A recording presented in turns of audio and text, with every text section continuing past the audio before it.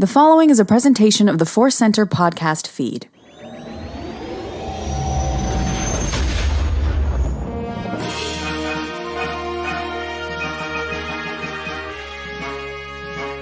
From the center of that galaxy and direct in our galaxy, which is, for the most part, Southern California. And we're going to dive into that. Welcome to ForceCenter presents OtherCenter. I'm Ken. I'm Joseph Freudian Slip Scrimshaw. And I'm Jennifer Landa. That one was for all the people who still comment, hey, where are your Star Wars reviews? All right, there you go. Welcome to the show. It's going to be a wild one. I think it'll be a fun one. I'm very excited.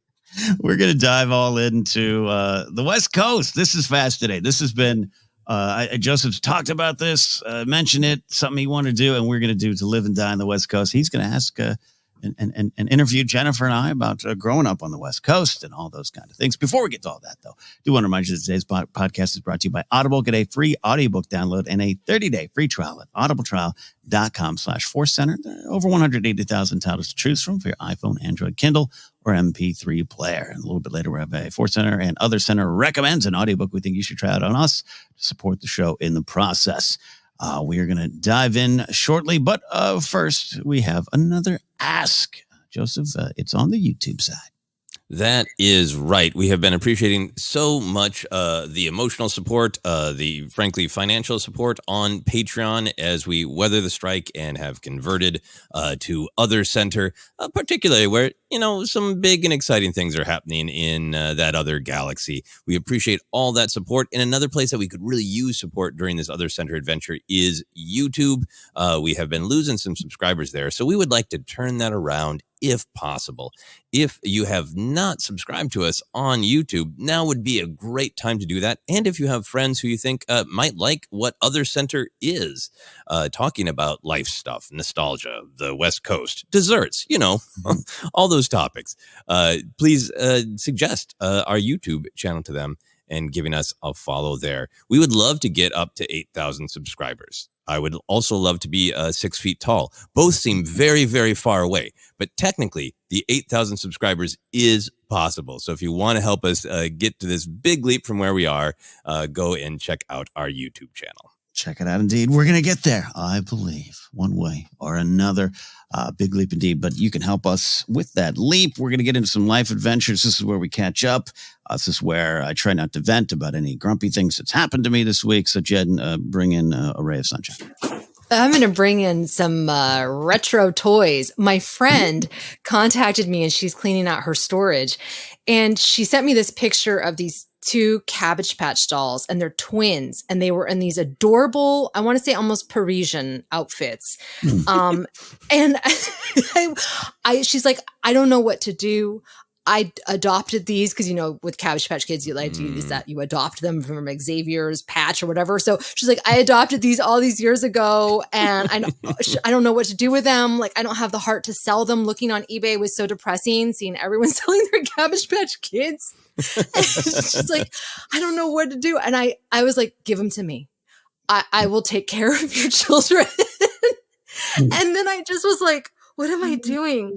Like, I told my sister, she's like, yes, you have to get those. You have to take them. And now I'm like, I really need to have a collectible wall, almost like a museum. And I know so many of you out there have collectible walls. I don't have that in my home, but my daughter recommended, she's like, Mom, we should build up in the attic. You can have your area for your toys, and we'll have our area for our toys. Not wrong. I know. I was like, Lucia, that's genius. So that's a long time goal. But in the meantime, I'll have to just, I'm like, am I going to display them in my room? My husband's going to be frightened. I don't know. But I have to keep them. I have to get those Cabbage Patch Kids. You got to. I love the emotional connection here. I love toys, and I think they're always emotional, but that is really putting it into sharp relief. I forgot that we adopted Yes. those Cabbage Patch, and they're like, yeah, I adopted this back in the 80s as an investment, and now it's not paying off, so get out, kid. I fought with other adults in toy stores during Christmas of '84 for these. Oh my gosh. I had someone else's scalp under my fingernails so you could have Spencer. Now you're just selling them? Yeah, that's what my dad did. He said that he literally not fought somebody, but he Mhm. did kind of aggressively get Yeah. have to fight for my Cabbage Patch Kid. Remember those news stories? You know? Yes, exactly. Oh man, Is fun it? times. Look, if once we start reaching some of our bigger goals, we're gonna have ForceCenter Studios, and that will include a wing that's just all of our collectibles we can't keep in our own houses. I like Yep. it. Yep. Finally, build that Death Star Lego set there. Oh, wow. From that motion picture we've all enjoyed there. That's Jed. I'm with you on your cause. I've run out of so much room. I've stopped just collecting over the years, which is a bummer. I still swing through those toy aisles. I still look around, and I'm on the hunt for a specific Fortnite character now in action figure form. Like, what is my life become? I don't have shelf space. But yeah, everything good on my end. Nothing big. I tell you what, it's the life is moving so fast. You just gotta, slow down and try to take it all in when you can. So I've been trying to, inspired by you, Joseph, trying to instead of getting up and maybe jumping into work or trying to knock some stuff out and then or working out, or I've been like, let me have a cup of coffee, maybe try to read a little bit or just breathe. And I hit about 3 out of 7 days. But I'll pay. Now, what is the obstacle for you in hitting that? The moment I'm up, it's Chihuahua watch. So for whatever reason, our dog Franny is attached to both Grace and I in equal parts, but divides it along duties for us as parents. So I'm the wake up guy. Grace gets up earlier. Franny does not get up. She waits for me. And then once that happens, that is we got to go outside. We got to wake up brother. We got to get Baxter out of his bed. And then we got to go feed. And then so it's like, that just starts tasks for me. I'm a slow waker upper, And when you're jumping out of bed going, you're going to go potty on the floor. I got to go. So that starts it. And then I just got to remember to breathe after all that. Yeah, absolutely. That is really hard. In the way that I have been doing some reading in the morning is instead of having to feed a Chihuahua, I skip feeding myself because that feels like a task of like, oh God, I gotta open this and open that and spread this, and then I can't touch anything because I got food on my fingers. Like, it's like, well, my day's already ruined. I ate breakfast. So when I just get up and be like, what if I just sipped coffee and read? It's so nice and dangerously nice because then you get into this beautiful floaty place and like, but why work again ever? This is so beautiful. Right. There is some of that. I like most of us gig freelance working folk.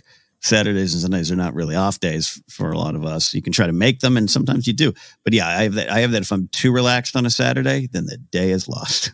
Yep. So anyways, that's me burning candles, trying to burn it all to the ground, I guess. But here and Joseph, I saw some wonderful photos of doing things. You did things, and you're the champion of the week. Yeah, well, I don't know about that. There are some things I didn't post. But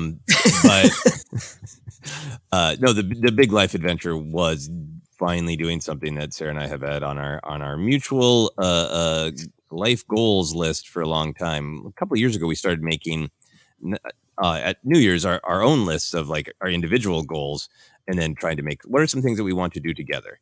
And Sarah had put it on her list for the last 2 years to walk to the Hollywood sign. We've lived in Los Angeles for over 9 years now, and we're lucky to live at the base of the Hollywood Hills. And as I always say, there's nothing special about that. Anyone can move here and pay way too much money for a tiny apartment. But the advantage is you are close to walking to interesting places. So we've finally set aside time. We had it in our calendars of like, this is not something we're going to do if we're just like, what do you want to do today? Hike? No. So it was on the calendar. We're going to do it.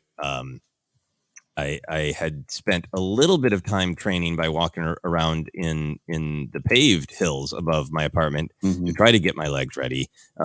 I should have done more of that because if you hear any screaming during the podcast, that's my calves, which are still sore. But anyway, long story short, it was one of those things that's been like Of course, do it. We walked from our front door all the way up to above the Hollywood sign, right next to that radio communications tower that you see above the Hollywood sign. If you Google it, or if you look up in LA, and that took us even with pausing about 2.5 hours from front door to be up by that radio tower, which is ridiculously short for how cool it is. And sometimes we try to relate our life adventures to lessons that exist in that other galaxy and how we can apply them to real life.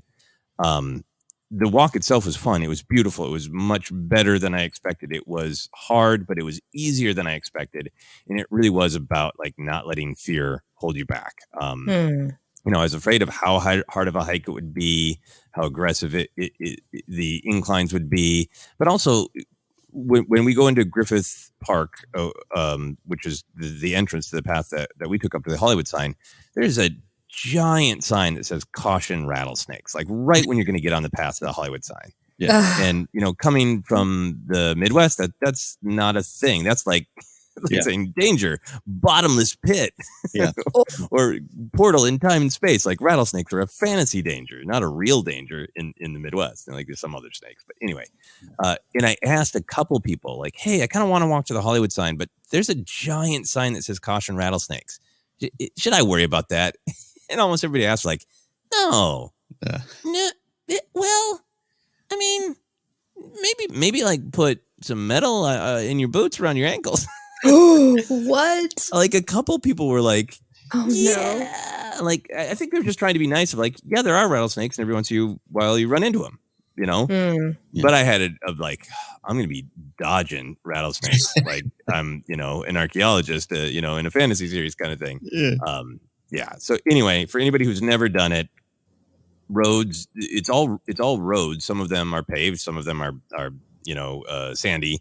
But big expanses, lots of places to avoid rattlesnakes. I didn't see any rattlesnakes. Yeah. It's great to go up to the Hollywood sign. And when you get all the way up to above the Hollywood sign and right next to that tower, I was so focused on the Hollywood sign, I forgot, like, you can see all of Los Angeles. You're standing up there and you can literally turn that way and like there is all of the valley, and then you turn the other way and like that's all of the basin. And you can look at everything. It's so beautiful. It's great. Yeah, no, it's wonderful. Yeah, look, I do a lot of hiking in the other side of the park and never seen a rattlesnake, but I've never known anyone to like be bitten by one, but I do know a lot of people that see them, and I'm with you. I born and raised out here, part of our topic. I still feel as though they're a fantasy villain. Okay, don't want to. Good. Good. Yeah, and it's up. There's that Sunset Ranch up there too. So that's right. We got passed by a lot of horses as well. That was really fun. Yeah, I've ridden some horses up there too. That's a fun ride. Yeah, good. Yeah, no, that's a wonderful experience. Yeah, it's just absolutely beautiful and thoughtful. And I might go up there to do some writing at some point here. Part of the magic of California. Oh, yeah, it really is. This West Coast has a lot to recommend itself. So let's talk about that. Are you both ready to dive in? Yes, I am. All right. So we obviously on OtherCenter have been talking more about other aspects of our lives. And that has made me really intrigued in what little things or sometimes maybe big things are different because of where we are all born and raised. I think when we talk about Star Wars, we do focus on, how our own lives affect it, but we talk a lot about age when we talk about that other galaxy. But I feel like with a lot of our other center topics, it's been like, did you have this dessert? Did you have this experience? And me growing up in the Midwest, I spent a brief and magical time in the Pacific Northwest, specifically Portland, Oregon. So I have some association in young life with the West Coast, but most of my emotional and life perspective forming was in Midwest. But both Ken and Jennifer, born and raised here on the West Coast. So I wanted to interview you both about that life experience and see if we can dive into, how did it shape you? So let's dive in. Longtime listeners might know some of this, but I really want to get the background on where you were both born and what those towns are like. Jennifer, I want to start with you because I actually don't think I remember where you were born. Where were you born and what's that town like? I'm from Orange County. From when people think of Orange County, they might think of the beaches, and I was more inland in a city called Tustin. And growing up in the 80s, it still is very suburban, but particularly in the 80s, it was primarily white. So there were not a lot of people like me during that time. So that was challenging. I would say that it was also a wide range of, there were working class people, there were middle class people, and then there were the hills where you have like super, super wealthy people. And on a clear day, you can see those hills right there, right from where I was. So that was always an interesting dynamic. And Orange County feels very much a world away from Los Angeles. Like Los Angeles was where those Hollywood types are, or, there's crime and danger in Los Angeles. And so growing up, I would come to the garment district with my family, and like we would always be on guard for maybe something bad happening because it's the big city, even though, Orange County is a pretty big city. So that's where I grew up going to Disneyland every weekend. So yeah, it was a simple existence. Simple time. So is I don't fully understand Orange County. Is Tustin, is there another larger metro area that Tustin is a suburb of, or is it just a clump of suburbs that make up Orange County?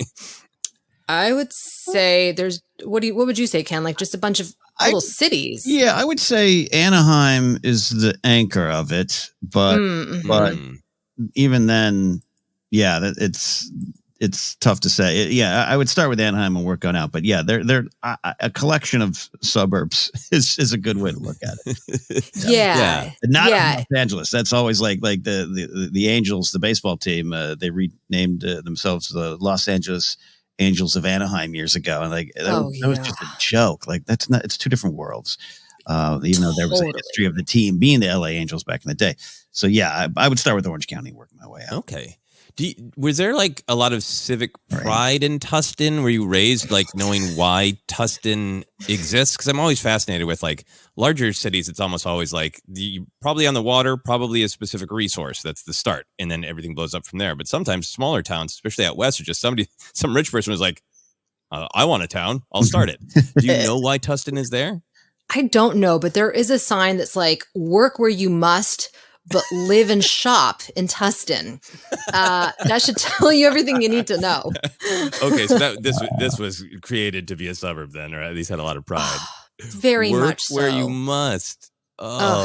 Yeah. And there is a real thing in Orange County where it's like when you say Orange County to people, like I said, they think of the beaches, and the beach people, I don't want to say look down on the inland people, but there definitely is like, there is definitely more like beach city pride, like Newport Beach, Corona del Mar, Laguna Beach, Costa Mesa, Huntington Beach. Like there's so much more pride. There's so many more like events. There are more destinations. Tustin is kind of like on your way maybe to Irvine or the Irvine spectrum. Like even though Irvine's boring and I went to college there, like it's people know Irvine more than Tustin, I would say. Okay.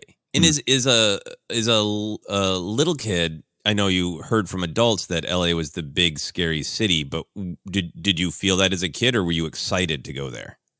No, I was really scared. Okay. I was really scared. I was, unsurprisingly, I was an anxious child. And I think because my mom always saw the world as being very scary. And so she kind of ingrained that in me, that there was danger lurking around every corner. Like the ice cream man, would come with his truck. And I was always like, oh, that guy. Probably a pedophile. Like why? I mean, like second grade, and why am I thinking this? Maybe too many 2020 episodes that I saw my parents watching. Well, I think it was a lot. There was. We'll maybe do an episode about growing up in the 80s, and I think there was a lot of fear of everything is going to get you. Oh, that's an interesting point. I think you're right. I think you're right. There really is, especially like the 70s and the 80s, there were a lot more serial killers during that time. Do you know that serial killers there's not as many of them nowadays? I heard that. I saw a report about that. I was like, oh, that's surprising, but it kind of makes sense. There's more technology available and criminal profiling, but that's another day. Yeah, no, and Um, go get off into lots of topics. There is a huge change in the crime statistics, and there is no one agreed upon reason. People have like lots of theories, but crime Mm. crime rates were higher Mhm. when we were all young. So there's some legitimacy to some of those fears, but also I just think that when we happen to grow up with like, well, if you survive the nuclear, Holocaust, try not to get AIDS and don't eat candy. There might be a razor blade in it. Like that's to me, that's in a sentence growing up in the 80s. Mhm. Yes, right, Mhm. right. Wow. Well said. So a good time. Right. So Ken, while you were growing up in the paranoid horrorscape of 1980s, where were you? So I was born in the city of Orange, which is in the heart of Orange County. What? Yeah, No, I didn't know that. yeah. Born in the city of Orange, lived there till I was 7, next to the Orange Oh, County Circle, the circle that's in the center yes. of it. Yeah. We were a Yes. couple blocks away from that. I went to a Montessori school over there. Oh In my fact, God. as this episode was starting, I was looking up the map trying to find that Montessori school because I've Mm. never returned there in the years I've been to LA.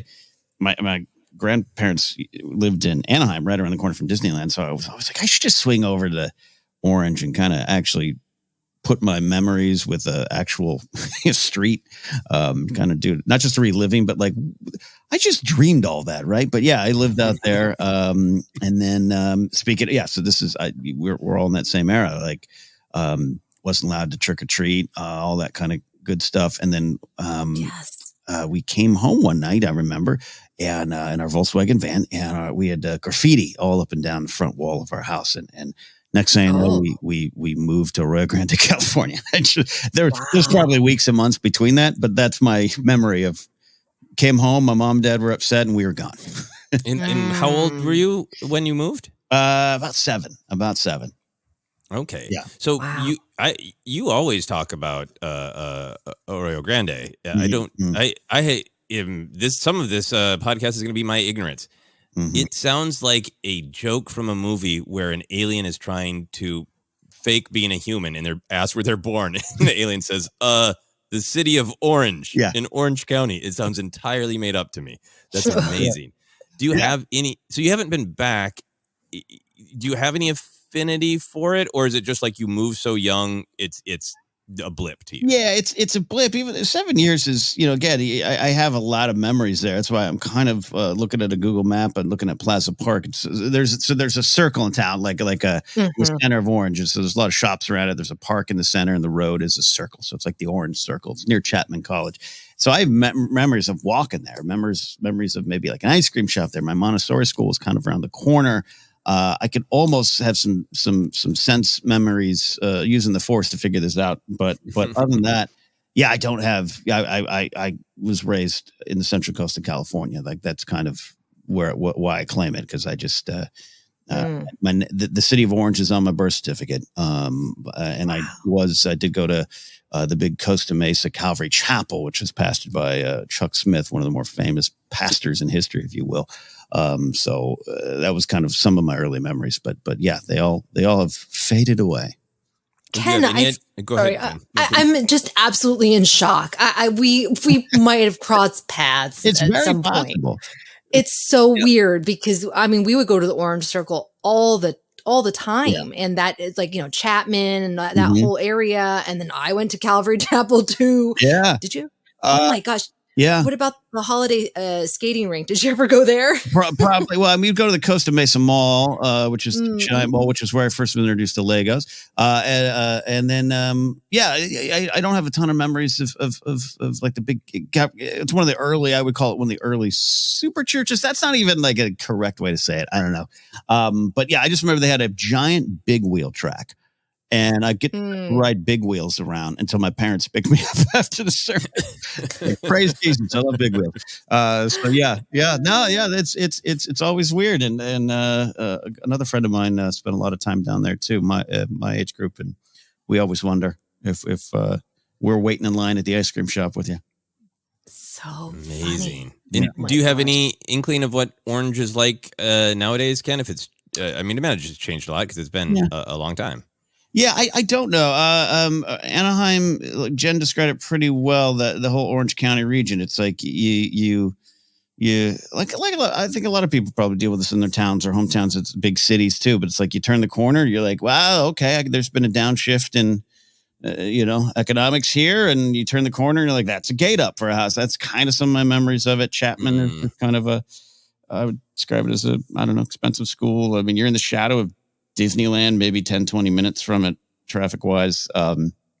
You're sandwiched between freeways. It's a real LA experience. Yeah. It's that thing. I mean, you face it here. I mean, you go to, Hancock Park, and you're like, oh, this was in that movie. Then you turn the corner, and you're like, I maybe need to go. And I'm not being light about the economics and the crime and everything. It's just reality of these big cities, and then how we're all squeezed together. We really are in this together, but the streets doesn't look like it sometimes. Yeah, no, I mean, that's for me true of Los Angeles, and it's true of Minneapolis. There are, dividing lines where socioeconomic factors change the environment immediately. Yeah. Yeah. And I will say, that thing you do I'm not just mentioning it, but the thing you do movie, they shot in the Orange Circle, and it was, I don't want to say it was after that, but like Chapman started to become a much more popular school, and because of their film program.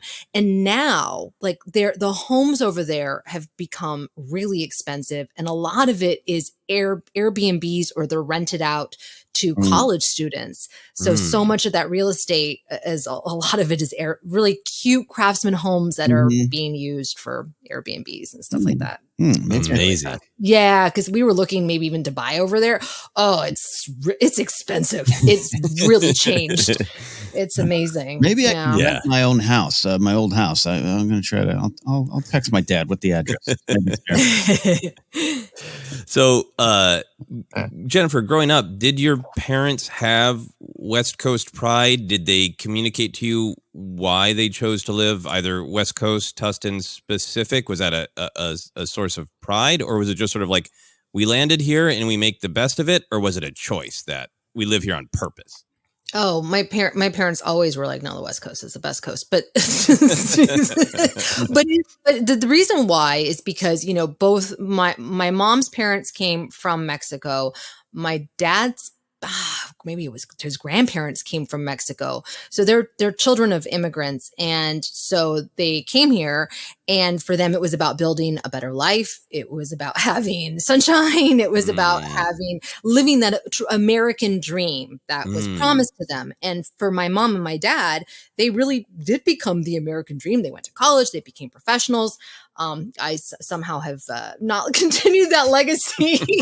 I mean, I went to college, but, so, but the whole thing is that, like our family came here to be American. And yes, we're Mexican, but that was another thing during the 80s it was about like assimilating, and not necessarily like forgetting your culture, but certainly it was like, nobody wanted me to speak Spanish during the 80s because of where I lived. And it was really like looked down upon, even though my mom speaks Spanish and my dad speaks Spanish. And there was just this huge stigma, which thank God that's completely changed now. And that was another reason why, like being in California, like there's just more diversity, certainly now.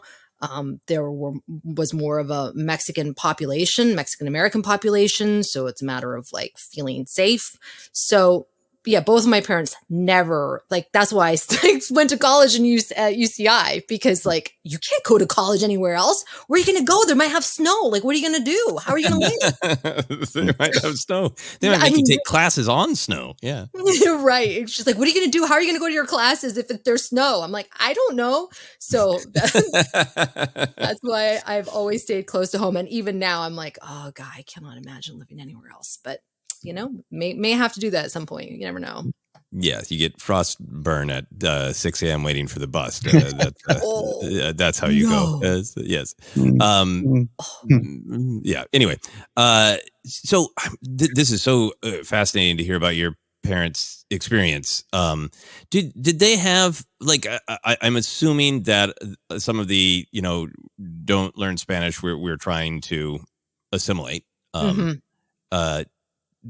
Did they also have Mexican traditions, or like I'm trying to think of the right way to ask this. Like, did they have other people in their same situation who were like, hey, when we're at the PTA meetings, we want to present, look, we're American. And then did they have events and people that they could go and just be Mexican with? Yeah, right. No, it's really, this is a whole other conversation. I'll try to keep it brief. So my mom was a principal. My dad was a news broadcaster, and they very much wanted to present like they had made it, right? It's a deal like our families have suffered, but now we have made it and we are the American dream, right? So presenting in that way and trying to, my mom would make meatloaf for dinner. She would make beef stroganoff. She tried so hard to be totally American, but we have a really big family and we were always around our family. And it's so fascinating to me because my cousins and my aunts and my uncles, they know all of the Mexican dishes. They make menudo, they make pozole, they make enchiladas from scratch. Like my mom cannot do any of that. And I don't know if it's because she felt like she didn't want to do it or because she was the baby of the family and her parents died when she was very young. So she didn't get that same type of, have that connection or learn from her mom, like my older aunts did. And so it was always a really fascinating thing to go with my family and experience this other side where I still didn't feel like I fit in. They would make fun of me and my cousins would be like, you're just trying to be like white girl. And I'm like, And then I go to school and it's like, oh, you're the brown kid whose skin looks like poop. Like it was such juxtaposition. And so it's why now things are so wonderfully different where people are embracing their heritage and their cultures and people can be both, the 200%ers, 100% Mexican, 100% American.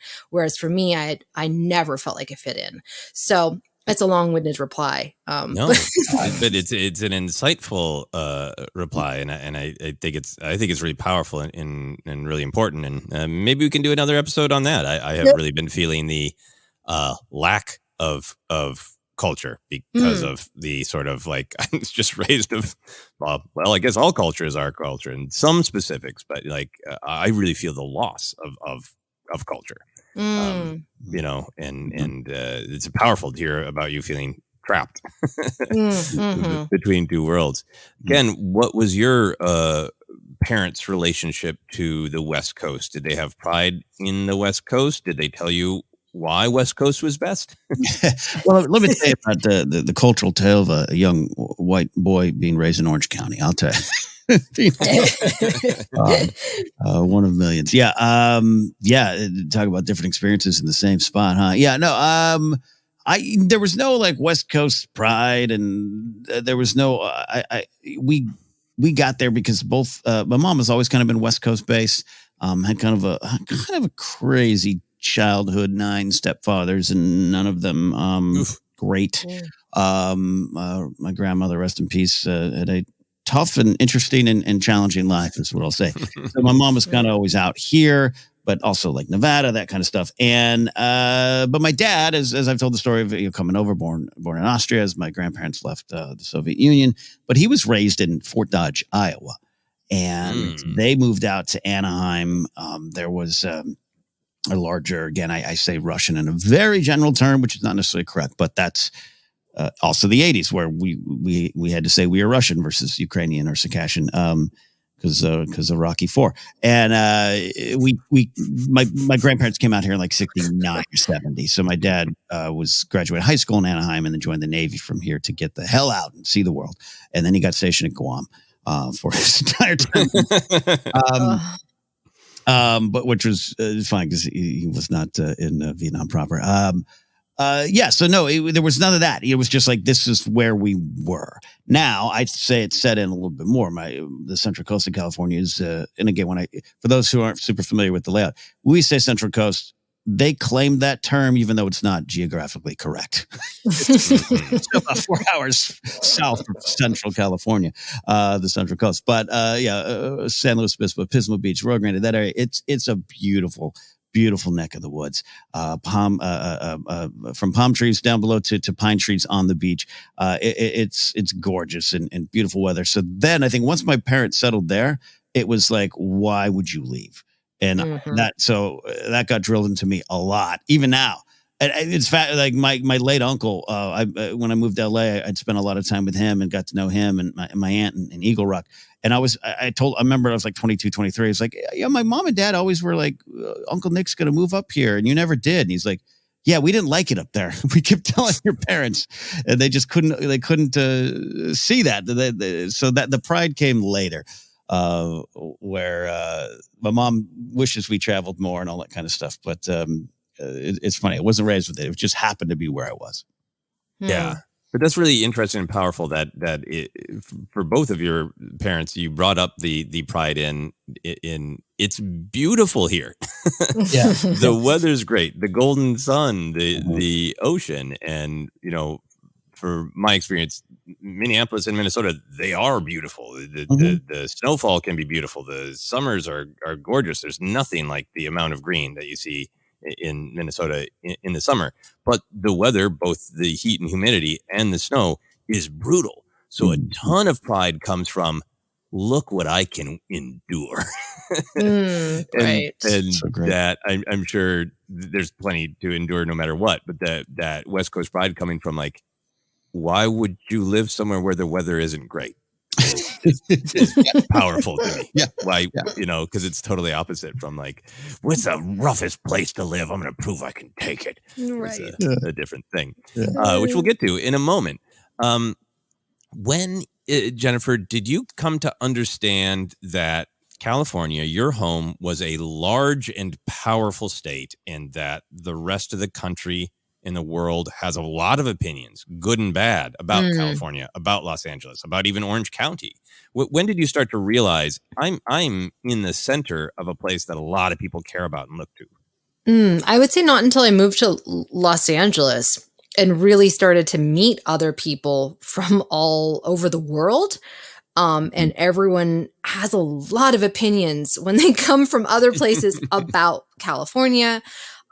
Usually when I meet people, not now, I wouldn't say that, but there in the past, when I would meet people from the East Coast, they really would not like California. They talked about how they wanted to get back to the East Coast, but that they were here for, by the way, I'm around mainly entertainment people and actors, and they're here because they're doing this, but if it doesn't work out, they're going back to the East Coast, and I get it. But again, I'm like, but what about the snow? But some people do not mind that. There's a lot of great things. Or I would hear a lot. Some people love it. Yeah. I would hear a lot about, the seasons. I miss the seasons. I'm like, right. And it really wasn't until also, though, my husband was just telling me this last night, because I was talking to him about this conversation. And he's like, you don't realize, you're kind of like a fish in water. He's like, you don't realize like how powerful California is, all the things that we produce, all the goods and our, our produce and all this stuff. He's like, you don't realize like what a great great place this is. And I'm like, no, I do. But I guess I hadn't thought about it in terms of like the rest of the country and how many other states, because of manufacturing problems and jobs being shipped elsewhere, and like Detroit, which is where my husband grew up in Michigan. So he saw that firsthand about, what happened with that. So he's like, yeah, you don't realize how fortunate we are here. So that was a lesson for me. But I wish he could get on and talk about it, because he articulated it much better than I can. Yeah, I mean, I was going to bring up a specific television show, but instead I will be general. Like growing up in Minnesota, I would mostly only hear about Minnesota if it was a joke. But you would always hear about glamorous things happening in California. So I feel like I grew up with that perspective of all of our national culture is telling me I live in a less than place. So that's kind of what I'm curious about for both of you. So for Ken, did you have any perception from the larger culture that you lived in according to culture, and what frankly the Golden Girls tell you, that you live in an amazing place and other places in the country are the butt of jokes? Detroit is a butt of a lot of jokes, and it certainly was then in culture of like a depressing blue collar place as opposed to glamorous California. How did you feel about all that, Ken? Yeah, and I've made a few Detroit jokes in my day on stuff like that. I've later apologized to folks like Lauren Roma from that area. Yeah, I don't know when this is, and when your email went out about this, I made a joke about I can finally confess my West Coast bias. I definitely have it, and it definitely set in. And I definitely, it's like not a nose in the air, but kind of like, yeah, we're number one, man. All number two or lower. Like, we're up 2 hours away from desert, snow, or water. What do you want? And I'm not like loud about it, but it comes from it, and it's a dangerous lesson. Or lesson, I should say, in the dangers of privilege or perspective, where you just kind of don't appreciate or understand the full picture of it, or you only see it. There's jokes to be made, but also lessons to be learned from just America, right? Where even in Paris, you're the foreigners, I'm American. Like, we have that kind of egocentric thing that drives us, whether we acknowledge it or not, or understand it or not. I think I think I have that with California, where I'm like, everything, this is home, everything else is away. And I definitely, as I grew up, growing up in the Reagan 80s, Reagan came from here.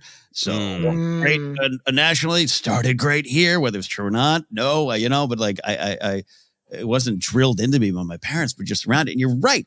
I don't think I ever acknowledged, well, my favorite TV show is this, and it takes place in, LA. Like, but I definitely felt that, right? It definitely, and as I got a little older and started to get out more, there's two examples I've talked about, like in the mid 2000s when my former girlfriend and I, she was transferring out to East Tennessee State. And so we did some cross country drives, which, by the way, so many beautiful parts in this country. It's not just California, as it turns out.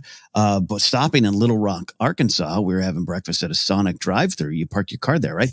And these two guys got out of their car to go inside, and one of them stopped in front of our car, made a point to look at our license plate, made a point to look at me, and shook his head. And I remember I said, lock the doors. We got to go. We got to go back to California. And it was palpable. Like he wasn't joking. He wasn't joking. It was a, and then I, around the same time, stopped on the way back. The first trip out after my girlfriend moved there, and I flew back. I stopped in Dallas. Great city. I love Dallas and Fort Worth, and spent some time hanging around in Deep Ellum and having some fun with my friend, a former friend of mine, not former friend, but a friend who lived out here, former California resident with me. And he's from Texas. And we went to a bar, and right before we get in, he goes, "Hey, if anyone asks you if you're from Los Angeles, you come and find me." Oh, and I was like, okay. Jeez. He goes, if you get asked that, don't answer it. Okay. Okay. And so that was a little bit of like, wait, do people not like us? But the other flip side of it is, the final part of the story is me and my former girlfriend had met at the farmer's market, the Grove. That's why I was the security director. Her mom who had worked her way up from El Salvador to the owner of the company. Oh, Jen, we could have some interesting conversations about what that did, and why my girlfriend did not speak Spanish until later. She decided to learn it because she was not allowed to. Yeah, it's a thing. We were in Tennessee and getting a coffee at a shop and conversation. Oh, where are you guys from? Oh, she just moved here from LA. That's all we said. We didn't say Hollywood. We didn't say the Fairfax district. We didn't say anything. The girl goes, "Oh my God, have you ever heard of the Grove?" You're like, yeah. Oh, wow. Like it's a myth. Wow. Myth. That's awesome. Just celebrities go. And sure enough, I had interacted with Paris Hilton, with Britney Spears. I'd guarded Jewel. I'm like, oh, I guess I could see. Can you pull the sword from the fountain? Yeah. Is the chosen one is prophesied to do? It was hilarious. It was just like the shopping mall. Yes. Actually, we worked there. And and the girl was just blown away. You work there? Well, yeah. What? So that to me shows the yes, California is definitely a fabled land, good and bad. Yeah, I think it's so. California to me and Los Angeles is like sometimes the interaction we have, say with like a famous person, where there's all this attention poured to them, and some of it is just like the fabled the home of the Grove, and some of it is that I am going to pre-assume that this star of geography is going to look down on me. I mean, I think it's more complicated than that, but I think that's a big part of it. And I've been thinking about this a lot because in Los Angeles, I think it's such a fun conversation. Instead of talking about the weather, because it's beautiful. The get to know you conversation is often in Los Angeles, particularly in the entertainment industry. Where are you from? And it's Right. a fun, friendly. Where did you move here from? Or, Mm-hmm. oh, are you local? Cool. Where did you Tustin? So when I had been doing some traveling in the Midwest this summer, I just forgot that I'd be having a perfectly friendly conversation with somebody and be like, so where do you live? I'm like, oh, Los Angeles. I'm like, oh, and it's even hard to read. It's just like, I hear screaming behind that door, and I don't know if it's good or bad. I don't know if the Grove is a myth, or I assume that you're a rich a-hole who looks down on me. But and I've experienced that in Minnesota, just from Minneapolis is the big city, and you go other places in Minnesota, like, oh, you're from the Twin Cities, and then you escalate to LA, and then it's like, oh my Lord, that's nuclear. That's huge. Yeah. There is something interesting, because like, if you think about some of the biggest cultural not biggest, but some big cultural movements that came like naturally and organically, like surfing, right? Or like even the hippie counterculture of San Francisco and Haight-Ashbury, that's organic and was something that happened. But then you think about the way that Hollywood has presented California. Like, I think about so many movies from the 80s, obviously TV shows, The Hills, 90210, all this stuff, right, has kind of painted this glamorous side of living in California. And I wonder, Joseph, when you came here, were you disappointed that it wasn't how it was portrayed on screen? No, for me, it was like the perfect mix, because some of it was true of just like, you just look up any old time and there's palm trees. And even in October, the sun is glistening off those fronds. Beautiful. But then like the first time I went to both Santa Monica, but Venice in particular, I just stood there laughing. It's like, almost everything I was told in California is specifically Venice. Like, everybody's topless, lifting weights. There's, there's always girls roller skating everywhere. Like, it's like half of the images that used to be on like the beginning of, Three's Company or LA Law or whatever. Oh my gosh, Three's Company isn't even in LA, is it? But anyway, it was Santa Monica. It was in Santa Monica. Yeah. Okay, right, yeah. All of those images were so beach focused that for me there was a part of like, a lot of the images are actually true, but a lot of it was, this is comical that it's this one neighborhood that gets sort of exported in a way. Neighborhood that, no joke, I think I've been to Venice and Santa Monica less than 20 times in 25 years, right? Yeah. Just don't go out. Well, and part of what you're talking about too, Jen, it's like you step out of this area, even if, say, up the 5 freeway to Bakersfield. My hometown is a lot of farming, very rural, that neck of the woods. It's more in line with that guy in Little Rock staring at me. But the power of these two cities, LA, and I'd say also San Francisco, for what it is, the tech side of it, or the hippie Haight-Ashbury history there. It's understand. That's how life works. Those narratives dominate the story. Yeah. Right. Yeah, no, absolutely. So I do want to talk a little bit about weather. I'm of the opinion that the weather we grow up with affects not only our community activities, which then kind of affects culture, but I think it does start to affect our own inner psyches, either what you have to live like because of it, or like I said, Minnesota from the beginning has had a pride in enduring the harshest of the weather. How do you think the weather of the West Coast has affected your emotions or your outlook on life, Jen? I definitely have, I don't want to say seasonal depression, but like, I am solar powered. So today it's sunny, and guess what? I'm getting stuff done. I wake up and I'm like, I'm going to go exercise. I'm going to the market. I got my checklist. Yesterday, however, it started sprinkling. It was overcast. It was horrible. I got nothing done. And it's just like, I don't like it. I think it's because my mindset is still like, we're not 100% in fall. It still is kind of warm enough. I'm wearing shorts and a t-shirt. When it becomes fall and it's cloudy, okay, I'll be wearing sweaters. I'll be wearing boots. I will be prepared for that. I'm ready for that. But I do think that also the weather has changed dramatically. I don't know if you feel the same way, Ken. From when I was a kid, it was much more clear. The summers were good, pretty mild. Yeah, it was hot. It was always sunny. There was never rain. There was never really as much overcast, cloudy days as we've had now. It's like extreme heat. There's humidity. There was never humidity. It was always very dry. And there's it's just everything has been kind of throwing me for a loop. And I'm like, wait, this is probably how the rest of America feels, like having rain and cloudy days. What is this? But we pay California prices. Yeah, it's not right. Yeah. Yes. It should, every cloudy day, your mortgage should go down a little bit. Right.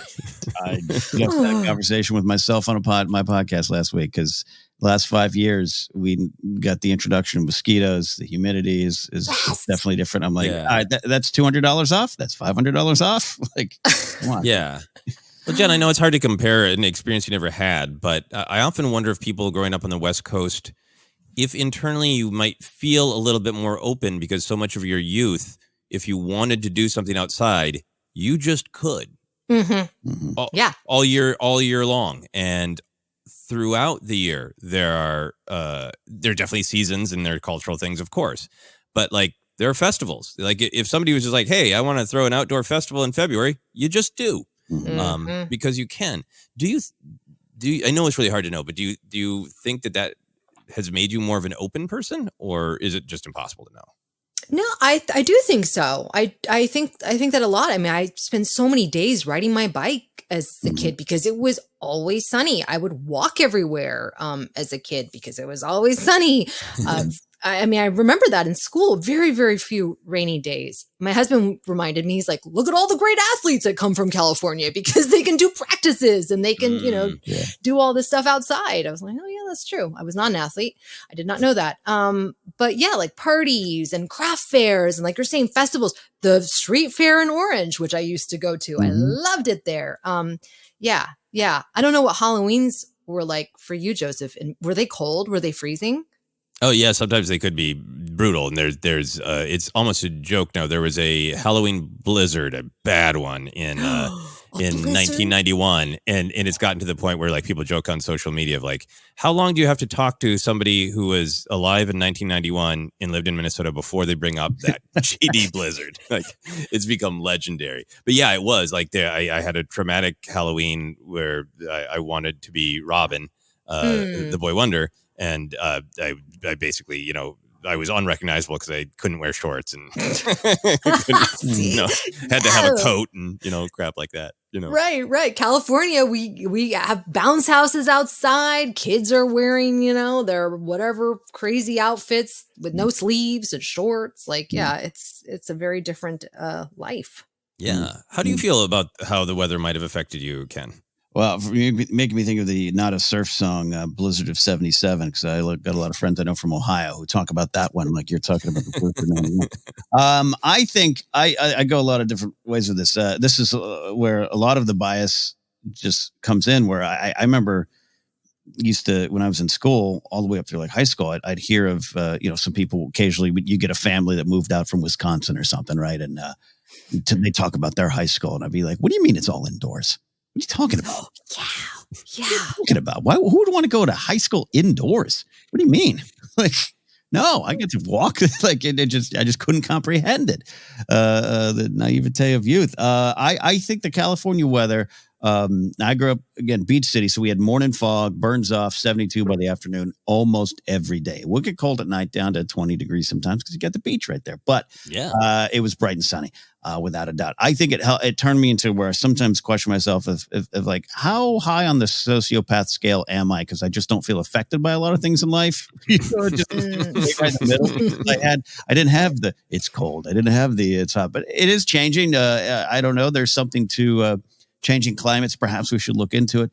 Let's get Al Gore on that. Let's get Al Gore. He said something about it. Well, yeah, no, why didn't he warn us? Yeah, when I moved here in 98, it was hot. But this summer, 25 years later, just punched me in the face, as well as bit me in the ankles because the mosquitoes have been here.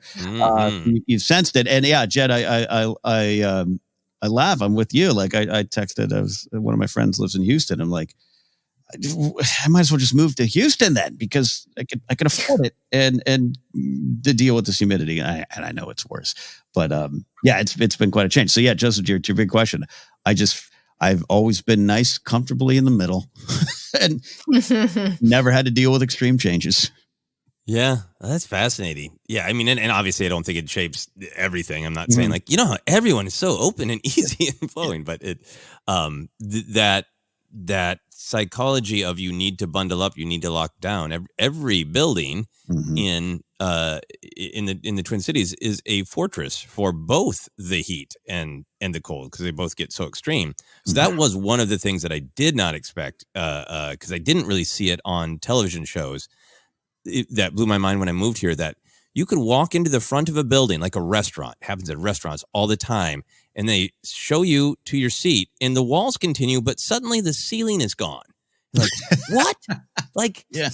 Like when you walk into a building, there's none of this kind of gray area we have here in California. When you walk into a building in Minnesota, you're in a effing building, period. The ceiling's never going to suddenly disappear on you. And every time we walk into those places, I always joke with Sarah, like, in California, you never know. You might suddenly be outside. No warning, you might be outside. But it's so I love funny. what you're saying. I've been in restaurants or little cafes. Joe Starr and I went to breakfast recently, and I, like, halfway through the meal, I looked up and I was like, "Oh, we're outside." Like, Right. Exactly, right? Yes. Oh, I didn't know that. Oh, okay. I thought the tree was. Oh, God. That's so funny. Possibilities, you might be outside. I'm gonna ask one more question, then we'll take a quick break. I think for a lot of people, they can have the harsh judgments that we're talking about, but for a lot of people, California and Los Angeles are magical, faraway places they would love to visit. That's the home of the Grove. Growing up here, was there a place that was like that for you that you dreamed about outside of California? I would say New York City for sure. Yeah. Okay. And when I went there during college, I was like, oh, I would love to live here. And then the reality set in of, like we've been talking about, going to auditions in the snow, having to live somewhere far and then taking the train and then, waiting tables. I just was like, I don't think acting is already hard enough. I don't want to add that to my fragile California self. I was like, I don't think I can do it. I can't do it. So, but when we went there recently, again, I told my husband, I'm like, I could live here. And he too reminded me, remember, you're going to have to carry your groceries in the snow. Everyone always tells me about the snow. I'm like, all right, okay. All right. But maybe someday we can move there. Your husband's not wrong. That there's many things I love about the snow, but it just makes everything more difficult. It adds like 8 steps to everything you do. Anyway, Ken, for you, what was a magical faraway place that you dreamed about? First of all, I'm just loving your description of Minnesota. Like, if you just kind of saying, "Hey, aren't these kind of harsh conditions?" No, we endure through them, which is not untrue. It isn't. Yeah. New York was always a place.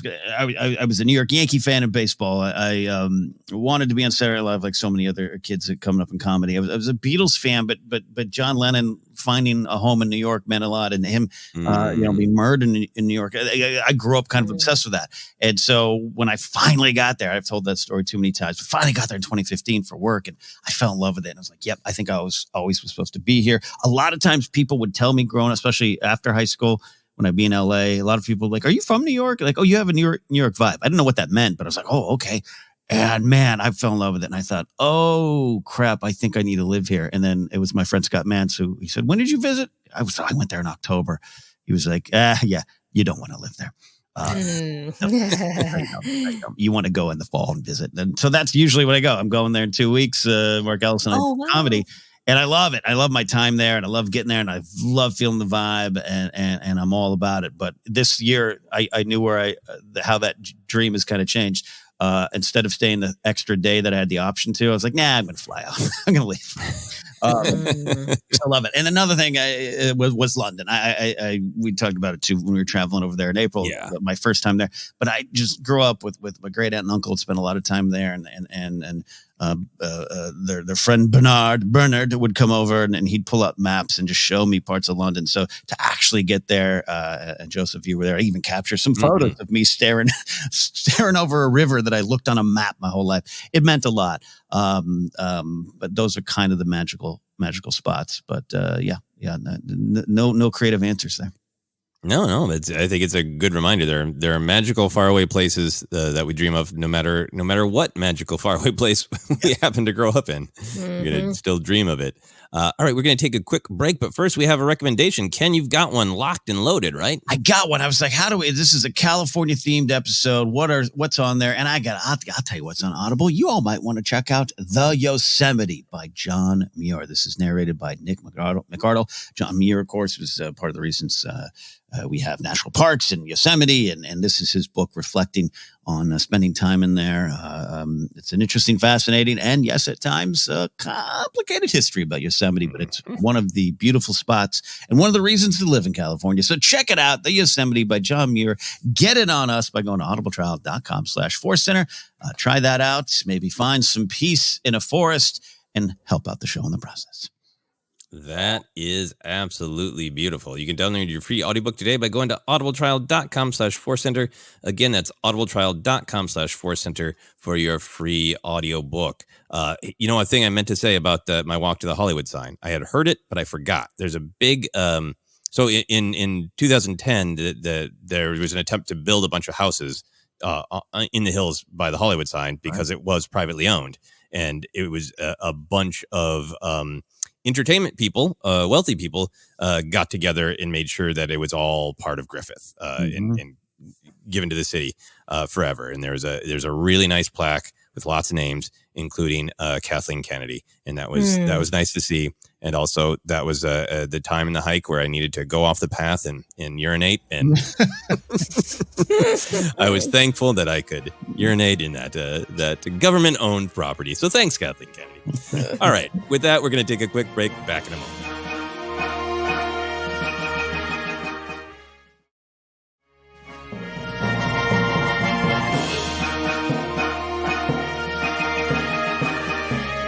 Welcome back to the show. This is OtherCenter. Ken Napzok, Joseph Scrimshaw, Jennifer Landa. We are taking a trip down both memory lane and just California. It's been a fun conversation. We haven't got, the Landa revelation today is that Jen and I might have been at the same ice cream shop at the Orange Circle. So that counts as the Landa revelation there today. More questions if you look at the West Coast. That is right. So we've talked about the good and the bad, but I'm curious now, as adults, being able to look back and Jennifer, it sounds like you've been having a lot of great conversations with your husband about it. Looking back, is there anything that you didn't like growing up on the West Coast, or feel like, I had this experience that I didn't want because I grew up on the West Coast? Honestly, I can't think of one. I really can't. Really can't. I love it here. The only thing that makes me sad is when people talk trash about it, which we'll talk about in a little bit. But I'm very, very grateful. I mean, if anything, maybe it's pampered me to the point where I never, which might be more of like my family in the sense of like the idea of moving anywhere else just seemed too risky or too scary, or like I couldn't do it. And I think it would have been good for me to maybe have gone to college somewhere else, or maybe even live somewhere else. That's why I didn't do news, because I actually, there was a period of time where I did want to be a news reporter. And my dad was like, are you sure you're going to have to move to some podunk city and, do news? And I was like, I'm going to have to do news in the snow? No, I can't do it. I can't do it. Right. And like the way that he presented it, like, what's wrong with a small city? What's wrong with a small town? It would have been good for me. I don't know. I think that, maybe challenging myself in that way. Maybe that was a little bit of California. It was a tempting me to just stay here for the rest of my life.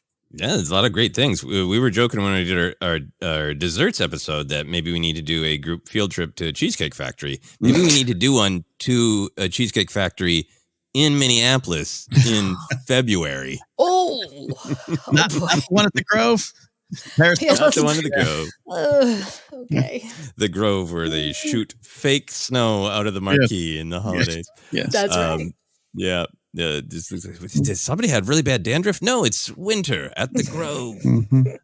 Ken, in retrospect, is there anything that you didn't like about growing up on the West Coast? Love my experience here because I didn't have to go to a high school in one building. Yeeks. But looking back, and a lot of it, and I've mentioned in other episodes when we talk about travel, it's like, growing up in an evaporating middle class, and my parents did the best they could. But they're definitely, any trips we took, it was like we went to Yosemite every year. That was like our trip. Or we went down to see grandma and grandpa because they were right around the corner from Disneyland. So there was a sense of we didn't need to leave. Now, taking the economic reasons out and the realities of life. And also, you get one summer trip a year. That's the life we led. I do wish I had an opportunity to experience it more earlier, more meaning the rest of this country. California is so huge. I don't think people could fully grasp it until you drive up to my hometown, 3.5 hours out of LA, and you're like, oh, still have to go 6 to get to San Francisco, and then still have to go about 6 to get to Oregon. Like, it's insane when you really start to think about it. But doing a drive across country and experiencing the good, the bad, but also just people, and the world is certainly complicated. And I don't check everyone's voting records when I go to towns, but they're good people with their own needs and their own experiences. And maybe they need to see ours, and we need to see theirs a little bit more. And I learned a lot of that fast. I speak so often highly of Tennessee, and Tennessee's got some things I would say I don't agree with in the political picture and things going on. But I spent time out there, and I loved my time out there, and I loved the people I interacted with out there. And I didn't get that. There was a sense of, even though it wasn't like a West Coast bias from my folks, but there was a sense of, we got all that we need here, so why leave? And that's one thing I kind of regret. And in a fun sense, you got Disneyland, the mountains. We used to go up to San Bernardino Mountains and go to the snow. And why would I don't need to go to some great mall in Minnesota. I got snow and shopping right here. And that's unfortunate, because then you're cutting out the experiences of other people. And I'm glad I've made up for a little bit of that last couple of years. Yeah. I think that's well said, that perhaps what you regret is that it's too awesome on the West Coast. And it didn't motivate you to travel enough. Pretty often. Yeah.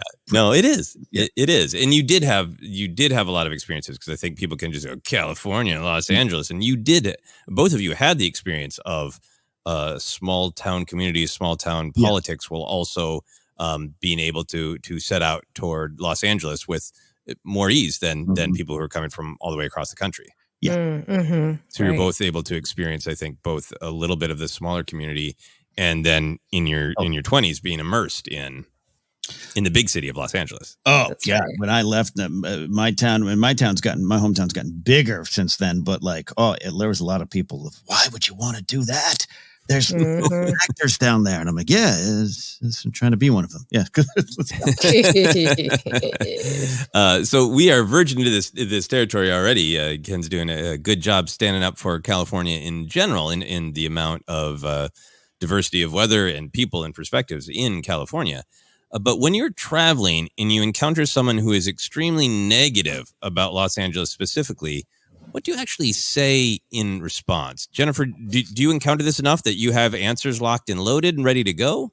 Yeah. Oh, yeah. And I do it in a nice way. And I really am curious as to why people have so much hate for California or Los Angeles. And so I'll say, I guess about Los Angeles, they're like, oh, everyone's fake. But then I'm like, but most of the people here are not even from Los Angeles. So what does that say? Or I'm like, honestly, it's true. I've met some of my best friends here in Los Angeles. Now, they are from other places, right? But there is that element, but there's a lot of wonderful people who live here. And obviously in California, we have the beach, we have the snow, we have beautiful forests, we have wine country, we have Hollywood, we have all these things. What is not to love, I say. And then they're just say, yeah, but I have seasons. I'm like, oh, okay. And then you go on your list of things that you almost did, but snow. Like, I was going to be a journalist. I was going to move to New York, but snow. But snow. Oh, yeah. And it sounds like even when you were kids, like they are the shift is intense, but there are seasons here. That's Oh yeah. There's. yeah. Yeah. I mean, you were talking about sweater weather back in Tustin in the 80s. So it's always been here. Ken, for you, now that you've been traveling more, I'm sure you're encountering it a decent amount. You also have a thing, and I think it's accurate, but you can correct me, that many of your fans, one of the things they like about you is they see you as down to earth and blue collar. So I bet you get it even stronger of, hey, as somebody who is also down to earth and blue collar, why do you live in that liberal hellhole? And that's been an interesting journey as I've embraced a kind of a different view on things over the last couple of years. And I think that does come from the small town I was brought up in. Yeah, and I said it before, I said again, like, I don't like the coastal elite flyover state attitude. I don't think that's right. I think that can breed some real deep problems, right? It's not right. And I fight against it in my own life sometimes with people around me. But for standing up for it, it's like all the things you're saying. It's truly a gorgeous land. It's truly a diverse land. There's again just a lot of folks here in town. There you'll find people in LA that just were born here and don't work in Hollywood. It's just most of them. Yeah. And I defend the city of LA, guys. I understand it's a different vibe than a lot of other big cities. We definitely are more sprawled and spread out and have cars. I love, one of the reasons I probably couldn't envision moving to New York is I'm not going to give up my car. One of my favorite things is to get in my car and drive. And that's probably because I was raised out here where you had to. And there's some good and bad. And I wish we weren't as car dependent, but it's as sprawled out as it can be. My argument to that is you will find your people here because there's so many wonderful different people here, and you'll find your pockets and you'll find your group. Now, if you live in Santa Monica, I'm not going to see you, but right. I'm not going to go over the 405. What are you, crazy? But I think there's a lot there, and it's the same. So you can shake your head at my California license plate, but you'll probably find someone who you could connect with out here if you open your eyes to it. And also, it's just a lot of fun, a lot of things to do if you're looking for things to do.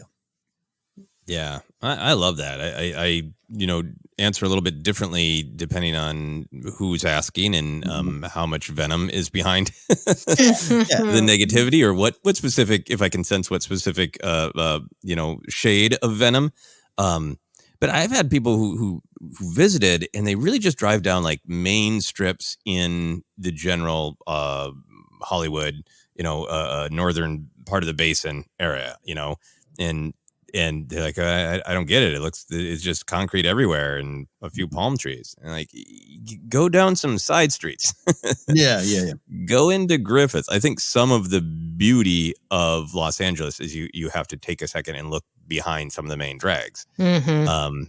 Unlike some of the sort of like the tree-lined beauty of Minneapolis is pretty evident pretty quickly, kind of thing. And so I think sometimes for visitors, it just takes a second to just like pretend you live here and go grocery shopping and walk your dog, and you're going to find beauty. And I think for me, the some of the things that I focus on is, it's very, very big, but it's all of these neighborhoods, and these neighborhoods have community, and the neighborhoods are extremely walkable and have history and have community. And one of the things that was just like really moving to me, and why I love living here is, particularly if you like entertainment, even if you don't work in the industry, but you just like the history of entertainment, some of the things we have here are huge and world famous. And you post that you went to the Hollywood Bowl, and you'll find people who live across the country like, oh, I dream of that. And it's a dream-worthy place. But then you go there and it's just a summer bandshell picnic in the city park, but larger, like Yeah. physically larger, not like more important. Yeah. But that's the exact vibe. You see families and that, oh, I hope I don't sit next to this obnoxious family. Like, oh, I sat next to this awesome family. And you complain about how they upcharge you for the cushioned seats, and you pick out who's gonna guess when the concert's ending and stand up early and leave. Like, there's all these bits of community, it's total community. Yeah. It's it's not just this high falutin thing. It's community like everywhere else. Yeah. Mhm. Yeah. Community by venue is a real thing. Right. It really is. And yeah, anyway, I'm not going to go on and on. Anyway, we're going to move on to some other West Coast thoughts. If California, or the West Coast in general, kind of Washington, Oregon, California, ever did separate and become its own nation, separate from the United States, would you stay or would you move somewhere else to remain in the United States? Jennifer? Well, I guess why would it separate? Well, fair enough. Maybe some backstory needed to that question.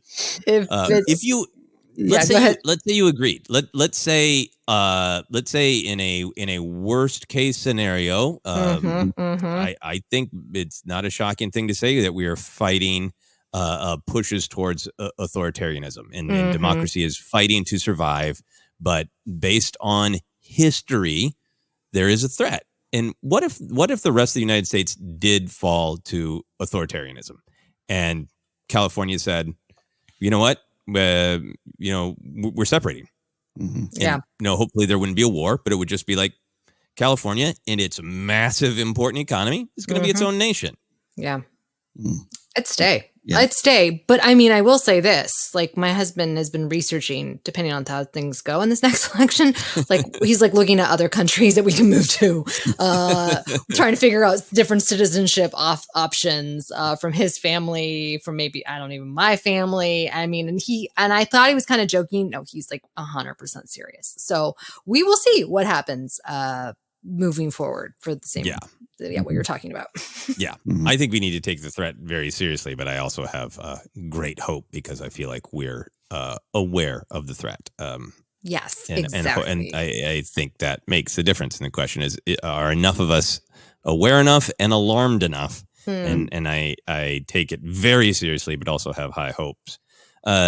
Well, now that I framed the question this way, I'm just asking you, would you stay in a free land or would you willingly move into the rest of the authoritarian United States? So I don't know if I framed that well. So Ken, I'm going to ask it to you differently. If California was just like, you know what?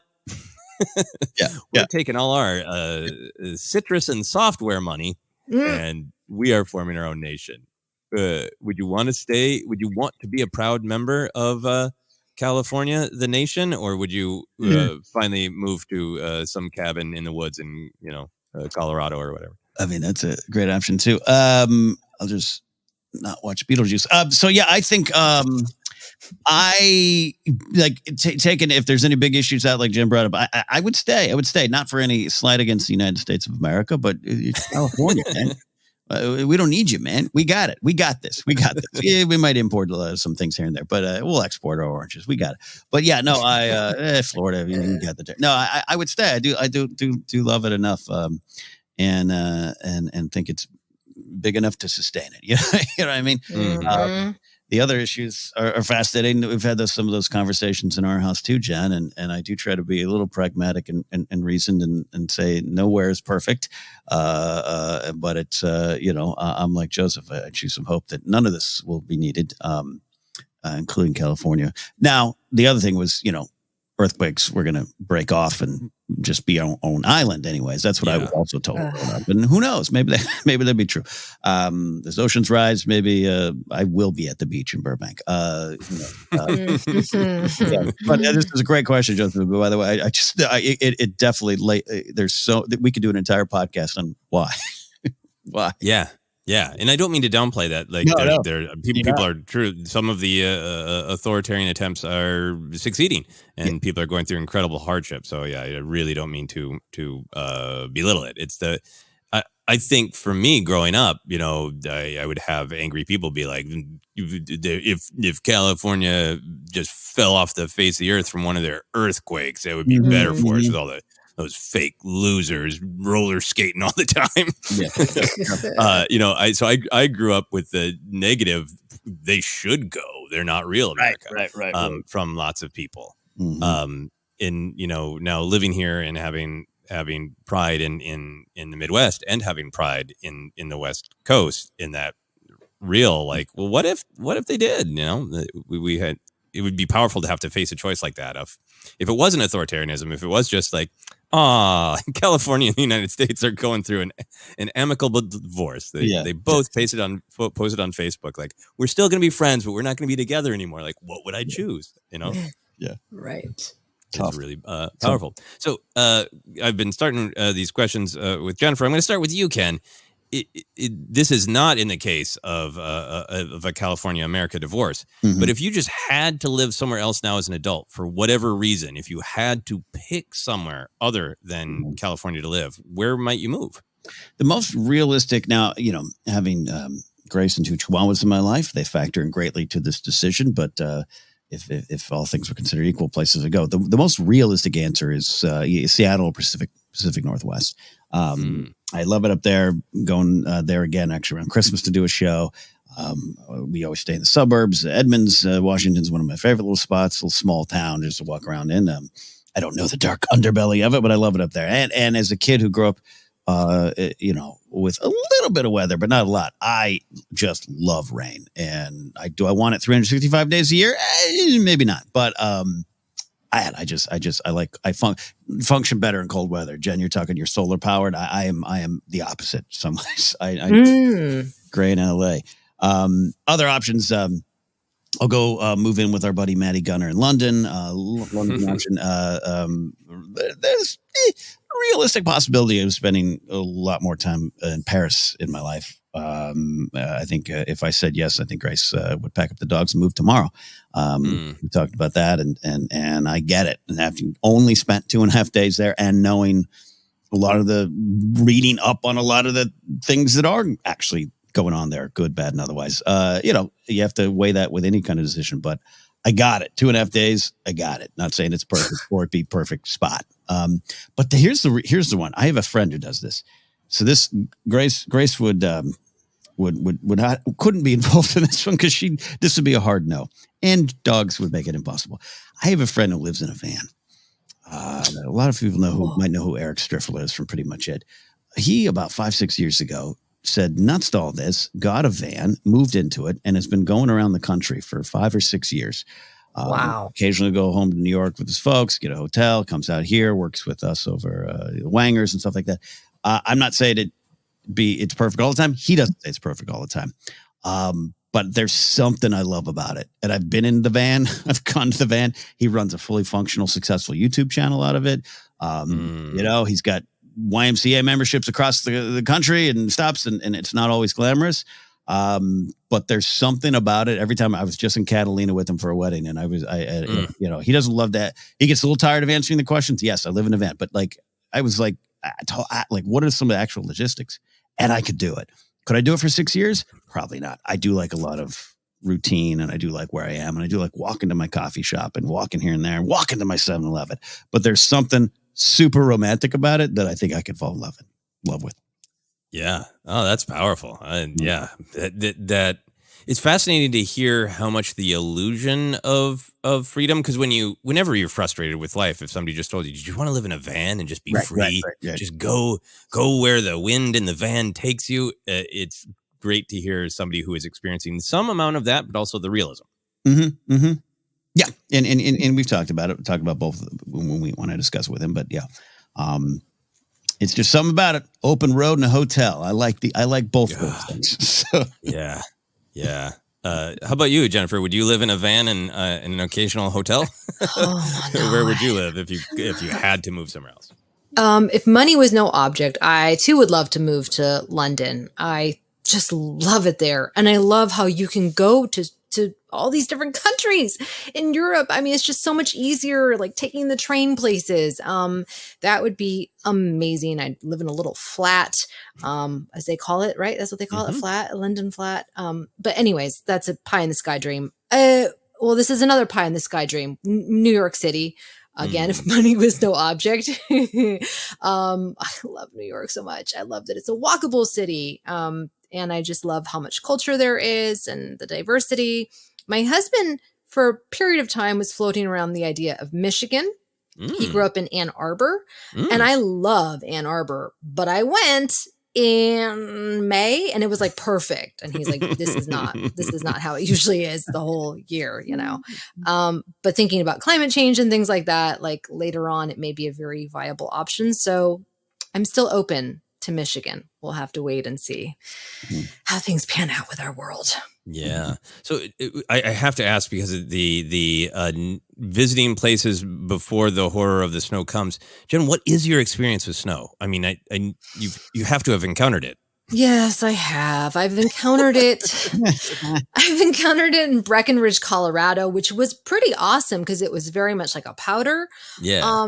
What I don't like about it is I don't like piling on all the piles of clothes. Like you have to, and like if you don't do it right, you can get water in your boots, and I just don't feel as mobile. I like being able to like literally like run around, zip around. Again, I'm wearing shorts and t-shirt today. Like I just like feeling like just in my body. And when I'm in all those clothes, I literally can't feel my body. And I feel like, what was that character? You know, those characters that you see that, from that movie. Sorry, I can't mention that. Damn it. It's hard. Yeah. This makes me realize one big cultural thing that I experienced that I'm curious if either of you participated in when we were kids. Did you have moon boots? No, I know of them. Yeah. Yeah. Because we go like up to the snow. Oh, sorry, go ahead. Yeah, we go up to snow every year, so we had like some snow gear in the house and stuff like that. But I am not super familiar with them, but I seem to recall them at some point in my life. Yeah. We used to go to like Big Bear and like Arrowhead. And so I had never really experienced true snow, because whenever we would go, it was just ice or it was man-made snow. So when I went to actual real snow, I was like, oh, this is pretty. You can build a snowman. Like when I had gone to other places in California, I had not. But of course, you know, I know that there's great snow here too sometimes. Yeah, no, not that far away from Los Angeles. You can get some snow up in the mountains. Yeah, that was fun the first time I saw snow in California. Yeah, moon boot. I think because boots were not fun, and then there's that whole like just brief time around the same time as Cabbage Patch of like, what if boots were cool, kids? Who has moon boots? You have both talked lovingly about getting to visit New York and finding romance in that. At the risk of asking the most controversial question ever on our podcast, what to you is the difference between New York and Los Angeles? What's essentially different about these two big titans of their own coasts, Ken? Attitude here, right? Yeah. This is great. I don't know. It just seems to be a little more world weariness in New York, but in a good way. Like, we've seen it all. We can get through it, and we get up, we get knocked down, we get back up. I don't know. There's something I connect to that, and again, I think it goes, all jokes aside, to what you're talking about your homeland there, the ability to endure. I think we endure out here in our own ways, but I don't know. There's just something. I don't want to just write it off as a little more attitude or cynical or anything. I don't know. There's just a different energy out there in the East Coast, right? Without a doubt. And the laid back trope is not necessarily always true out here. But going to what I was talking about, like what me worry at 72? What do I got to worry about? I think there's some of that. That's what I pick up on. And just the energy. I grew up in a hometown near San Luis Obispo, which is called Slow, and they call it the slow life. And that ain't a lie. And it drives me crazy. And I like the energy of New York and the bigger cities. You like the hustle and the bustle and the I go. love- I mean, I there love certainly it. is in Los Angeles, but I'm a fast walker. I'm in and out. I have the mall walking skills. I'll find the Mm. crease and get in there. And then I ride away. And my friend George McCann, who's a lifelong New Yorker, actually now lives in Norway. We were walking around my first or second time there. And he goes, "You picked this up real fast." I was like, "I was born for this." They were ready for this. Where's my hometown? It's a little slower. little slower. Okay, how about you, Jennifer? What to you is the difference between New York and Los Angeles? I love how direct people are. There are some pleasant people in New York, but they're just they are more, I don't want to say honest because that's not it, but like where you stand with people. There's no BSing. And it's good for me because coming from like a customer service and Disney background where everything is done with a smile, and I may hate you, but I'm going to say it with a smile, right? And it's kind of freeing to just be honest and get rid of those like niceties, right? And I really appreciate that, and I like it, and it challenges me in a way that where I start to do it too, and that's kind of freeing. I like Ken was saying, I like that I'm a fast walker. I like that you can walk everywhere, and it really does feel like anything is possible. You can take the ferry over to Brooklyn and have a fun time, or you can go anywhere in the city if you really want to get there. But on the flip side, I love Los Angeles for taking long drives to think. When I'm wrestling with a problem, there's nothing like going on a long drive, putting on some music, rolling down the windows, and just like being in my little cocoon. Because there's something nice about being able to shut out the world in our cars, which it creates that isolation, which people talk about. But in New York, because in New York, like if you're taking the subway, like you're always around people. And that can be comforting for some people. And sometimes for people like myself, it's a little almost overstimulating. And I need just like, I need to just be by myself. Right. So, but everyone's different. Like my mother-in-law lived there. She loves people. She loves being around people. It energizes her. And I think it can energize me too. But at some point I need to like go and recharge my battery in my car by myself. Yeah, no, that makes a ton of sense. I really like that difference. Ken, something you said made me think of a question that I didn't have written down, but I want to ask. Just kind of about this is about pride. I'm going to use my words very carefully here. Coming from Minnesota in Minneapolis, I think that there is nothing that the state or the city needs to be defensive about or try too hard to prove that they're awesome. Because many awesome things absolutely do come from my hometown. Prince, the video game, Oregon Trail. We invented shopping bags. We helped invent modern advertising because of the flour milling industry there. All sorts of great things.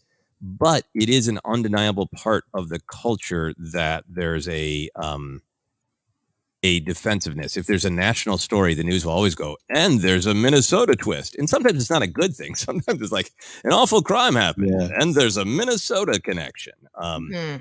For a while, the city of Minneapolis in the 80s had a advertising slogan, and I've told people this, and they're like, that's a funny joke. I'm like, not a joke, it's true. Where Minneapolis self-labeled itself the Mini Apple. And it was from this perspective of, we don't want to be a big city like New York, but we're just as awesome. I love it. And I'm curious if you ever feel that way about the West Coast or Los Angeles, that you need to prove that it's awesome. Does that make sense? Ken, what are your thoughts? Yes, there's but not in like a chest puffed out type of way. I have a comic friend of mine, Matt Knudsen, and on social media he'll do. I think I mentioned this before. He'll every once in a while just post a shot, and it's not unlike say you posting your wonderful mixed drink shots, and it's a beautiful shot of LA, right? He'll do that. He'll be on a golf course. He'll be on a hike, and he'll post some incredible vista, and he'll just write, "Yeah, you're right. LA sucks." And I'm kind of in that camp of, again, like there was one guy used to work with a kind of a famous YouTube movie reviewer now making his own horror films. And we used to fly him out with Screen Junkies. And he come out, and just the moment you picked him up and the moment he showed up in the office, he was just like, "Oh, I hate it here. I can't wait to leave." And again, that's a personal choice. I'm not saying you have to love this spot, but it was like, you're you don't know what's here. You don't. You've seen movies and you think that's here. And you're in a hotel and we pick you up and come to work. You haven't gone hiking. You haven't gone to this venue. You haven't done this. And I've been around this guy enough to know I'm like, no, this is a you problem, not us. Because I could list 15 things that are great today. And so that's where some of the defensiveness comes. Where look, I this is so regional, but I live in the 25 years in LA, have always lived in the San Fernando Valley. You want to talk about having a reputation within the region. I got friends of mine who are like, I'm joking. I won't go to Santa Monica. That's a traffic issue. But I got people who are like, oh, you live in the Valley? Ugh, literally looking down on you from it. And it's like, yeah, there's some bad spots, some crime-ridden spots, some troubled spots. Street corners all look the same. Little shopping mall, 7-Eleven, gas station. Yep. There's some issues for that. Go and look at the 1950s, how we decided to build this country. But I'm defensive about that. I'm like, oh, you mean we have parking? Oh, it's yeah. The traffic's nowhere near as bad. Yeah, they're easy parking lots. Yeah. You got IKEA. Come on. It's the suburbs, baby. But and a friend of mine who had lived his entire life in Culver City finally moved to the Valley, and then he texted me, he goes, I get it now. This is where adults live. And I'm like, yep, that's the Valley. But anyways, that pulls out to the region where it's like, yeah, you're right. LA sucks. Here you go. I don't know if that's right, because there's other beautiful spots of the world and wonderful spots of the country. No, you're saying lots of truths. It is funny, from the top of Mount Lee, where the Hollywood sign is, the number one thing you can see in the San Fernando Valley is the IKEA. It's so big, and it's so blue. Like world, I think now, because they read. Yeah, it's amazing. It's amazing. It really is. Like, okay, well, Paris, you might have the Eiffel Tower, but here in the San Fernando Valley, so true. We have IKEA. You can see it from space. Yeah. Jen, I definitely want to ask you this question as well, but Ken, I'm glad I asked, because you really nailed it on the head and made me feel better. I realize I get frustrated because I think Minneapolis and Minnesota are awesome and they don't need to be defensive. It's not a criticism. And I am the same way about LA. I'm defensive about the critiques of it, because I've done the same thing of taking pictures of nature and been like, yep, you're right. There's no nature in, people tell me there's no nature in Los Angeles. Like, I walked an hour and I'm in a hill surrounded by horses. Bleep, do you mean there's no nature? And also, like, I love making jokes about, like, people say that LA has no culture. Just that it's all like monoculture and everybody's fake and plastic, and and I love making that joke too, of just like, yeah, hey, have you seen the Rainbow Pride Tweety mural on the side of the 7-Eleven on Hollywood Boulevard? What do you mean we have no culture? Right. So, Jennifer, how do you feel about, are you defensive about West Coast or LA, and how does that manifest? I would say I'm more like, I was not ashamed, but I feel more self-conscious when I post certain things online, which I never used to really feel, obviously, before the internet. But I am aware, like, sometimes I'll be like, oh, it's a rainy day, and then it's here. And then people will be like, oh yeah, well, try living where I live. Or if I talk about a sunny day and there's somebody in another part of the country, they're having a terrible storm, right? I feel much more like embarrassed of like, I don't want to come across as like bragging. This is a weird thing, though, I'm sure, that goes back like to my own family thing, where it's like, you don't brag, you don't say about how great things are. You don't want to make people feel bad because of what your circumstances are. So I usually don't talk about it, about California, in that way. I like to highlight like local spots and places that I find, because I think there are so many great things and so much culture here that people don't know about. And so, that's what I find interesting. But yeah, I try not to post too many sunny pictures, even though I want to. Yeah, that makes sense. There are a couple times when there's been a really bad storm in Minneapolis, and it's like, I'm not going to post this sunshine picture, because I don't. Right. There are good and bad things about both places and all that. So we've talked a little bit about the kind of the boosterism, particularly as America expanded to the West, and really these newspapers were often for the information in the town, but they're also designed to be sent back east and convince people to move to new places to help them grow and become strong. And there are old Twin Cities, St. Paul in particular, newspapers, kind of the earliest newspapers that are this kind of boosterism to a comic extent, where they're like the invigorating temperatures are really only for the strongest and best people and quite good for your health. So it's this real blatant, like, we're trying to upsell people to move here. Ken, if you had to cut like a 30-second boosterism promo for the West Coast, convincing people that it is the best coast, what would your promo be like? It would be like, come stare at the oceans from the mountains. Come stare at the desert from the rivers. We got everything you need. We got everything you want. Your dreams come true. Your realities happen. And baseball games are on hours earlier. Come to the West Coast. That is very, very good. Experience the snow, then just drive away. Yeah. Yes, how about you, Jennifer? What would your West Coast, the best coast promo be? Oh, it'd be so boring, I guess. Let's see. If you like sun, sand, sourdough bread, come visit us on the West Coast. From the streets of Los Angeles to the beaches in San Diego, you'll find anything your heart and stomach desires. Alliteration is awesome here. That's great. Exactly. Oh, well done. Any final thoughts about being West Coast for life from either of you? You know, sorry, that's the, I don't watch sports as much, but that sums it up for me. I was in Tennessee. This is about 2008, and we were watching an Angel game on TV, and it was like midnight. And we had reached back to some friends in the West Coast, and it was, 8. And I was like, I'd rather be on the West Coast.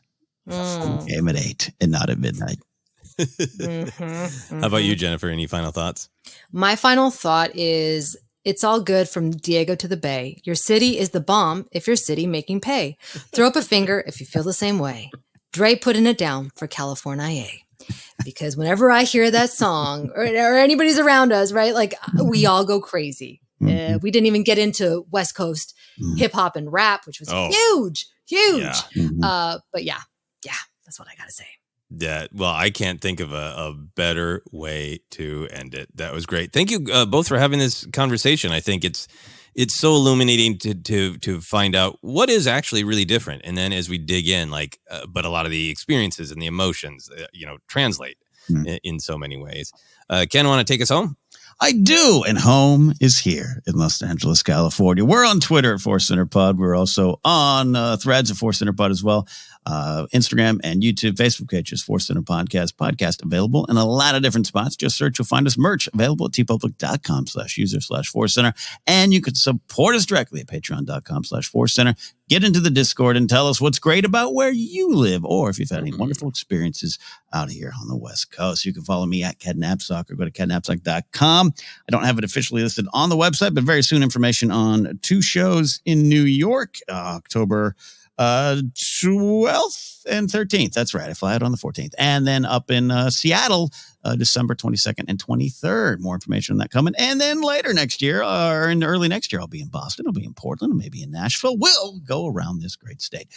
All up our website, KenNapzok.com. Jennifer, where can they find you and your rap performances? Yes, I do have some old rap videos. You can join me on TikTok at Jennifer Landa 1138 or YouTube, Instagram, where I will be posting my Lisa Frank. I don't even know what it is at this point, but every time I thought I was done, I would Google something and a new thing would pop up. So I'd have to add it to the video. It's going to be a 10-minute video on Lisa Frank on my YouTube channel at Jennifer Landa. Love that, Joseph. Wonderful job taking us through. We let you off with not answering all these questions as well. I want to know if you're to London, which I know you spent a lot of time there. So where can they find you? Yeah, moving to London. No, maybe someday. I would love it. So you can find me on all the social media at Joseph Scrimshaw, particularly trying to spend time on Blue Sky and Instagram. Blue Sky is getting more and more fun for me, but it'd be great to have more friends over there. So come find me on Blue Sky for my other creative adventures, the short film that I worked on. The Nightmare Adorable is beginning its festival run. It is going to be in the HB Lovecraft Film Festival in Portland, Oregon, the weekend of October 6th through 8th. I will be there along with some other fun friends, so come see it there. It's also going to be at the Horror Origins Festival in Tucson, Arizona. It's also going to be playing in Iowa, and I'll have more details on this, but it just got accepted to do a festival in Bulgaria, which is great because I've had a play that has a stage play that has been produced in Bulgaria. So my new life goal is to become, as Jerry Lewis is to France, I want to be to Sofia, Bulgaria. So I'm going to keep working on that goal. I also revised my website just a little bit, so it has links to all these festivals as more information comes out and more stuff about my filmmaking adventures. So you can find all that at josephscrimshaw.com. That is it. That is it, my friends. We'll see you next time. California.